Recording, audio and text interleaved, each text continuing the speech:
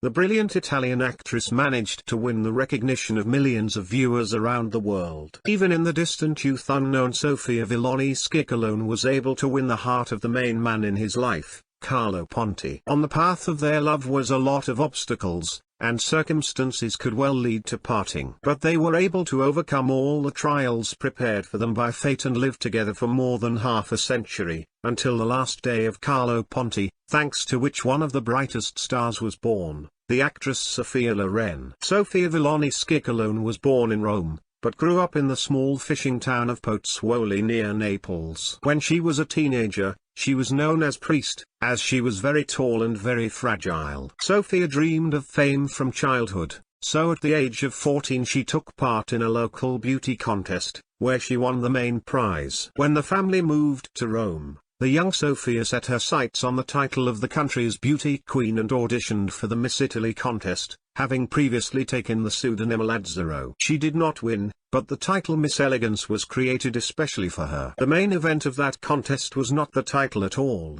but the young Sophia's acquaintance with the producer Carlo Ponti. At the time of his acquaintance with the aspiring model, Carlo Ponti was 38 years old. He was long and, it seemed, firmly married to Giuliana Fiastri, and in addition raised 2 children with his wife. He had already gained fame as a talented producer, whose account included not only a couple of dozen very successful film projects, but also collaboration with Gina Lollobrigida, whom he discovered for cinema. During the contest, the experienced producer noted both the outstanding beauty of the young contestant and her acting talent. However, his colleagues did not share his enthusiasm. When Ponti invited Sophia Loren on casting, he could not even imagine that she could run away from it, almost slamming the door. The girl is quite understandable, because she was advised to lose a few kilos and go to a plastic surgeon to reduce the excessively long nose. But Carlo Ponti already saw in Sophia a future star, so, leaving aside the advice of his colleagues, invited the girl to the film Manor, on which he was a producer. A little later, he also recommended Sophie to think about changing her pseudonym. So Sophia Loren appeared. She was 19 when Sophie was invited to star in Aida, replacing Gina Lollobrigida, who for some reason first accepted the offer and then refused it. Together with filming in the opera and began a romance, Sophie and Carlo. Even the closest friends of the actress and producer did not guess about it. They met in complete secrecy. Perhaps that is why later Loren's colleague in the film Pride and Passion, Cary Grant, decided to make the actress a marriage proposal. And then Sophie seriously thought about what awaits her in the future. Grant was incredibly handsome, and by marrying him, the actress would find a husband and family, which she dreamed of. Leaving with Carlo Ponti, she risked for a long time to be in the status of mistress. But there was one small detail: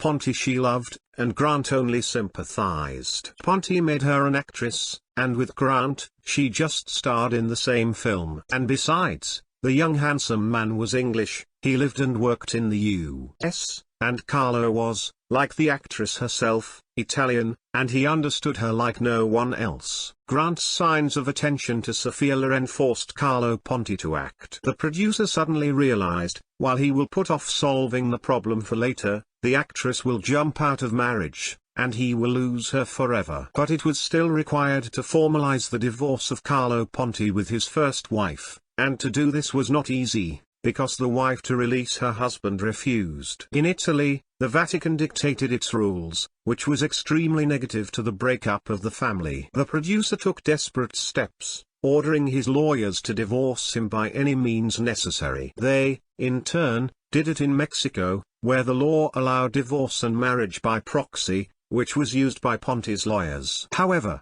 this trick did not work in Italy, and Carlo Ponti was immediately recognized by the Vatican as a bigamist, and Sophia Loren was accused of unlawful cohabitation with a married man. The lovers were forced to flee Italy and spent several years in France and Switzerland. 5 years after fleeing, they still briefly came to Italy, but at the same time settled in hotels under false names and did not appear together in public. Their marriage, Sophia Loren and Carlo Ponti, were able to register only in 1966, and not in Italy, but in France, and later formalized there the same citizenship. But before the cloudless happiness was still far away. Sophia Loren dreamed of having children, but her 2 pregnancies ended in miscarriages. The actress was not going to give up. In order to get her 3rd pregnancy, she underwent serious hormone therapy, and then went to bed for 9 months. The favorite of millions resolutely cut all ties with the world and locked herself in a hotel room on the shores of Lake Geneva. Sophie decided to protect herself from all sides. She hardly ever got out of bed. She refused to watch television or make phone calls. She wore earplugs almost all the time so that no loud noises could frighten her. At this time, only her husband and personal assistant Ines Brooker could communicate with the actress. The only entertainment Sophia Loren at that time was cooking. At the request of the actress, her room was equipped with a tiny kitchen, and she selflessly cooked on those days when she felt well. Her reward was the birth of her firstborn in 1968, named in honor of her beloved husband Carlo. When 4 years later Sophia Loren became pregnant again,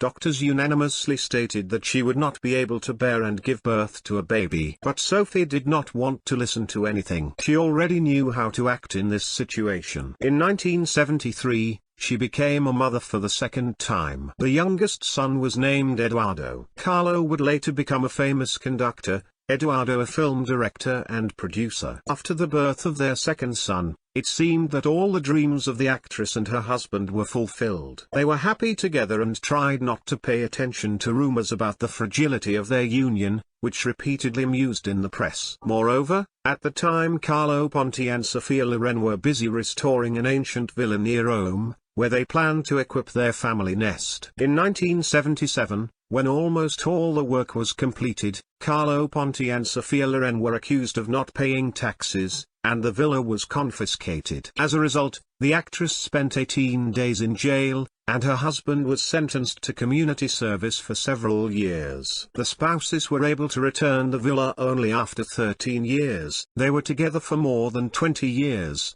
And the gossips still did not calm down and tickled the nerves of the couple with news about their numerous cheating. Sophia Loren did not even condescend to excuses, and Carlo Ponti in one of his interviews, still laughing, said that of course, he cannot be called a saint, but if he really had so many novels, as attributed to him, he would just have no time to work. Sophia Loren and Carlo Ponti lived together for more than half a century. They shared their joys and sorrows, were proud of their son's achievements, welcomed sunrises and enjoyed sunsets. Carlo was already 94 years old when he passed away in 2007. And Sophie still longs for the man she loved all her life. By her admission, time has not at all eased her pain and longing for her husband. She still misses her beloved Carlo, and only her work helps her to forget. The actress still gladly accepts offers for filming, and in 2020 she played the lead role in the film All Life Ahead,